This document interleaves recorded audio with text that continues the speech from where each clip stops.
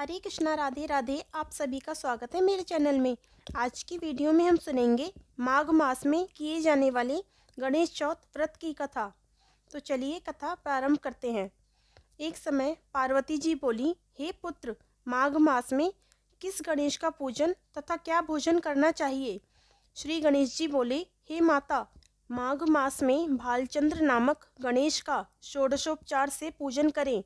तिल के 20 लड्डू बनाकर उसमें से 5 लड्डू देवता को चढ़ाएं और 5 दक्षिणा के साथ ब्राह्मण को दे दें और 10 लड्डू स्वयं खाएं। सतयुग में हरिश्चंद्र नामक एक धर्मात्मा साधु सेवी सत्यवादी राजा थे। उनके राज्य में कोई भी दुखी नहीं था। इसी समय में एक ऋषि शर्मा ब्राह्मण रहते थे।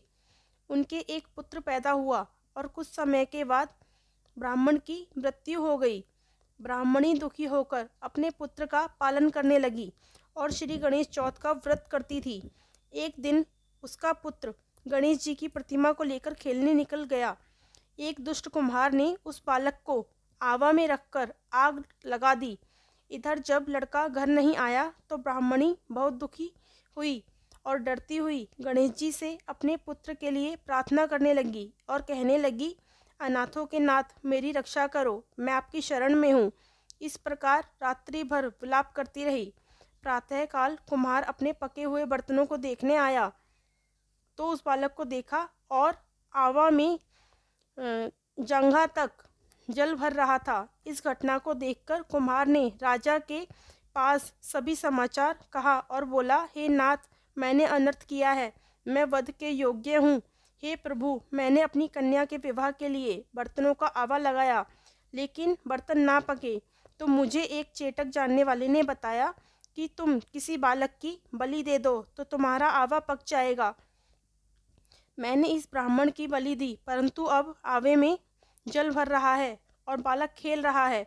उसी समय ब्राह्मणी आ गई और अपने बालक को उठाकर कलेजे से लगाकर घूमने लगी।